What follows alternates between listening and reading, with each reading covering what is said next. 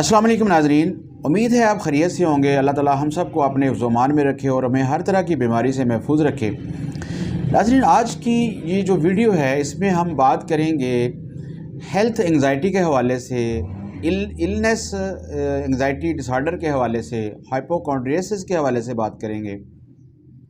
ये एक ऐसा मर्ज़ होता है जिसके अंदर मरीज़ जो है वो अपनी मर्ज़ को लेके ज़्यादा सेंसिटिव हो जाता है, ज़्यादा परेशानी महसूस करता है, उलझन महसूस करता है और बहुत ज़्यादा फ़िक्रमंद हो जाता है। उसका मर्ज़ इतना ज़्यादा नहीं होता जितना वो उसको लेके परेशान हो जाता है, ठीक है। और ये एक साइकोलॉजिकल कंडीशन है जिसके अंदर मरीज़ जो है वो बहुत ज़्यादा परेशानी फ़ील करता है, उलझन फ़ील करता है और इसको साइकोलॉजी के अंदर एंग्जाइटी डिसऑर्डर के ज़िम्मे में यानी ये चीज़ आती है। होता ये है कि कोई मरीज़ उसको मामूली सा भी मर्ज़ होता है तो वो उसके बारे में परेशानी महसूस करके उसको एक बहुत बड़ा मर्ज़ समझ लेता है। यानी अगर किसी मरीज़ को ज़रा सा ज़ख्म हुआ है, ज़रा सी इस तरह की कोई प्रॉब्लम हुई है तो मरीज़ के माइंड में आ जाता है कि उसको खुदा न खासा कोई कैंसर हो गया है, उसको इनक्योरेबल डिज़ीज़ कोई हो गई है। फिर वो क्या करता है कि उस मर्ज़ को अपनी बॉडी के अंदर तसव्वुर करके उसके मतलब जो सिम्पटम होते हैं उनको ट्रेस करना शुरू कर देता है। वो तरह तरह के टेस्ट करवाता है और मुशावरत करता है मुख्तलिफ़ लोगों से, मुख्तलिफ़ डॉक्टरों के पास जाता है। फिर उसकी तसल्ली नहीं होती, ठीक है ना। वो एक डॉक्टर के पास जाता है, अपना मर्ज़ जाके शेयर करता है तो उसको कंफर्म करने के लिए फिर वो दूसरे डॉक्टर के पास चला जाता है। फिर वो वहाँ क्रॉस क्वेश्चनिंग करता है कि जो पहले डॉक्टर ने मुझे एक राय दी है वो किस हद तक सही है, आया उनकी बात सही है या गलत है। इस तरह करके वो बार बार डॉक्टरों को जाके चेक करवाता है, टेस्ट करवाता है मुख्तलिफ़ किस्म के। तो इस तरह की जो फ़िक्र होती है, एंग्जाइटी होती है, उसको हम हेल्थ एंग्जाइटी कहते हैं और ये साइकोलॉजिकल एंग्जाइटी डिसऑर्डर के अंडर ये चीज़ आती है।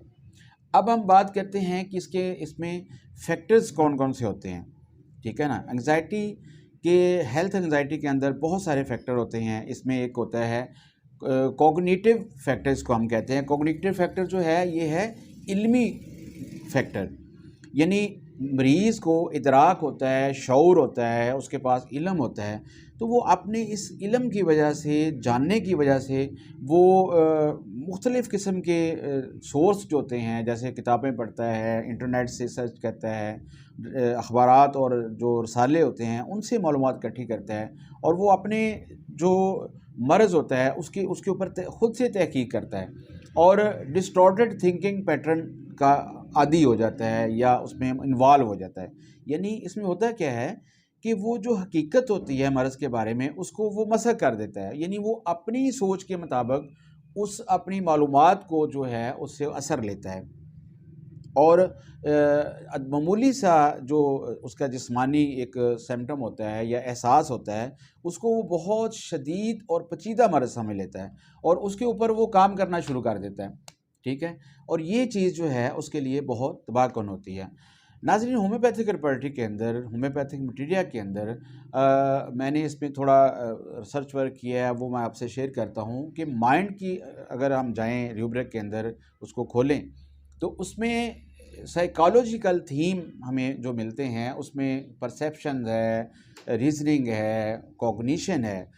ये जो चीज़ें हैं इसके लिए 410 मेडिसिन जो हैं वो होम्योपैथिक रेपर्टरी में पाई जाती हैं, जो कि इस तरह की सोच को चेंज कर सकती हैं, इस तरह की सोच को ठीक कर सकती हैं।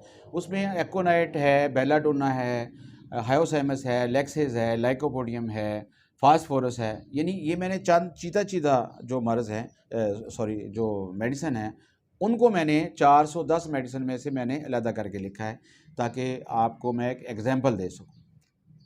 फिर इसका जो दूसरा फैक्टर है वो है गैर यकीनी सूरत हाल का खौफ होना। यानी मरीज़ को ये फ़ियर होता है कि कुछ ना कुछ हो जाएगा, कोई उसको लाइलाज मर्ज़ लग जाएगा, उसके साथ कोई हादसा हो जाएगा, यानी उसको ये फ़ील होता है कि कुछ ना कुछ जो है हॉरिबल उसके साथ होने वाला है, ठीक है।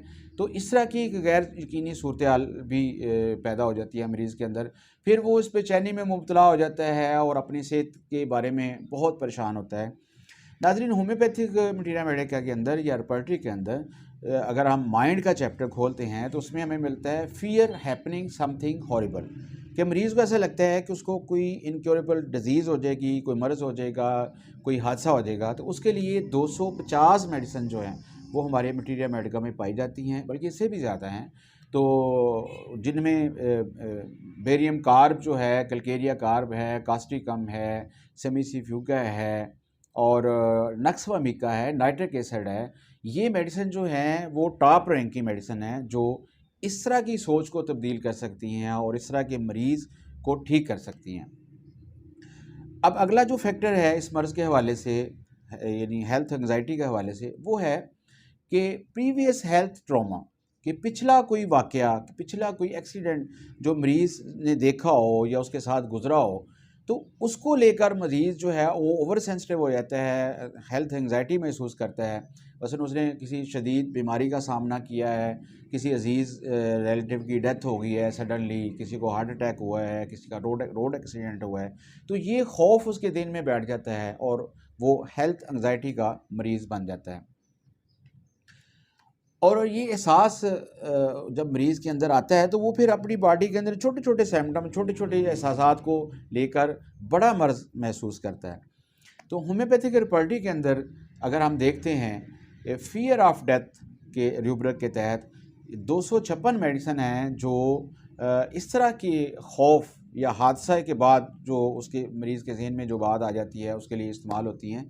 तो उसमें एकोनाइट है, बेलोडोना है, ब्रायोनिया है, कास्टिकम है और पल्सटिला है, नक्सवामिका है। मेजर मेडिसिन जो हैं उनका मैंने यहाँ आपको बता रहा हूँ कि ये मेडिसिन जो हैं मरीज़ के दिमाग से इस खौफ को निकाल सकती है। अग्नेशिया एक बहुत ज़बरदस्त मेडिसिन है कि अगर किसी अजीज़ रिश्तेदार की डेथ हो गई है, कोई हादसा हो गया है, तो मरीज़ के माइंड के ऊपर जो एक नेगेटिव इफ़ेक्ट हुए हैं उस हादसे की वजह से, तो एग्नेशिया मेडिसिन जो है, नेट्रोम्योर मेडिसिन जो है, ये उन चीज़ों को ठीक करती है। अगला फैक्टर जो है वो है इज्तनाब करना और यकीन दहानी की तलाश में रहना। यानी एक तो ये है कि मरीज़ अवॉइड करता है। अवॉइड किस चीज़ से करता है कि वो टेस्ट नहीं करवाता, वो किसी डॉक्टर को जाके चेक नहीं करवाता। टेस्ट इसलिए नहीं करवाता कि उसका अगर मैंने टेस्ट करवाया तो कोई पेचीदा मर्ज़ ना निकल आए, और किसी डॉक्टर के पास इसलिए नहीं जाता कि डॉक्टर उसको कोई पेचीदा मर्ज़ डायग्नोज ना कर दे। ठीक है, फिर वो रीएश्योरेंस चाहता है, यकीन दहानी चाहता है। वो फिर जैसे मैंने पहले अर्ज़ किया था, वो मुख्तलिफ़ चीज़ों से मुख्तलिफ़ टेस्ट करवाता है, बार बार अपने टेस्ट करवाता है और मुख्तलिफ़ डॉक्टरों को चेक करवाता है और मुख्तलिफ़ हेल्थ केयर के जो नुमाइंदे हैं, जो माहिरीन हैं, उनसे वो बात करता है ताकि अपनी मर्ज़ के बारे में तस्दीक कर सके और जान सके कि उसको क्या प्रॉब्लम है। उसके बाद आता है कि हेल्थ का जो होम्योपैथिक रिपर्टी के अंदर ये जो थीम है, हेल्थ से रिलेटेड 270 ऐसी मेडिसिन हैं जो उन लोगों के लिए इस्तेमाल होती हैं जो हेल्थ कॉन्शियस होते हैं, हेल्थ एंग्जाइटी उनके अंदर होती है, और मुख्तलिफ़ तरह से वो परेशान होते हैं हेल्थ को लेकर।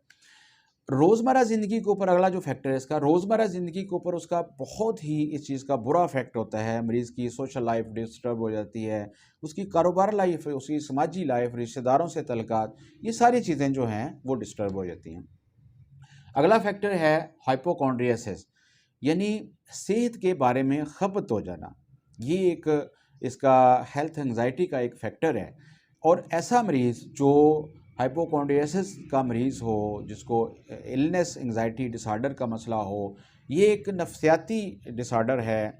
और जो मरीज़ हाइपोकॉन्ड्रियासिस का मरीज़ होगा वो मामूली बीमारी को शदीद बीमारी समझ लेता है और वहम में बहुत ज़्यादा करता है, मुसलसल अपनी सेहत के बारे में फ़िक्रमंद रहता है और डॉक्टरों को चेक करवाता है, उनसे यकीन दहानी लेने की कोशिश करता है, मशावरत करता है, तिब्बी टेस्ट जो हैं वो बार बार करवाता है, लेबॉर्ट्री टेस्ट करवाता है और बार बार अपना मेडिकल चेकअप करवाता है कि खुदा न खास्ता उसको कोई सीरियस प्रॉब्लम ना हो है। हालांकि सिम्पटम जो हैं वो मामूली होते हैं लेकिन उनको वो बहुत ज़्यादा फील करता है।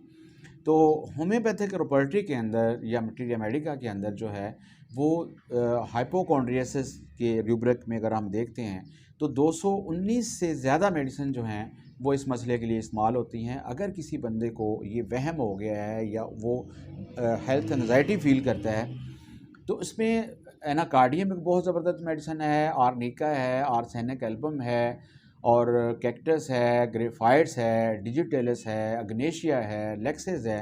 ये बहुत सारी ऐसी मेडिसिन है जो इस मसले के लिए इस्तेमाल हो सकती हैं। अगर कोई बंदा हाइपोकॉन्ड्रियासिस का शिकार है और वो उसको अपनी सेहत के बारे में वहम बहुत ज़्यादा रहता है, फ़िक्र रहती है, परेशानी रहती है, तो ये मेडिसिन उसकी इस टेंशन को ख़त्म कर सकती हैं। तो नाज़रीन, आज के लिए इतना ही। इस वीडियो में मैंने आपसे बात की है कि हेल्थ एंग्जाइटी के लिए, हाइपोकॉन्ड्रियासिस के लिए होम्योपैथी का क्या रोल है और किस तरह होम्योपैथी जो है ऐसे मरीज़ों को सपोर्ट कर सकती है जो बहुत ज़्यादा हेल्थ कॉन्शियस हो गए हैं, परेशान, हेल्थ एंग्जाइटी महसूस करते हैं। तो इंशाल्लाह नई वीडियो के साथ दोबारा हाज़िर खिदमत होऊंगा। डॉक्टर मोहम्मद नसीर अलवी को इजाज़त दीजिए। अस्सलाम वालेकुम।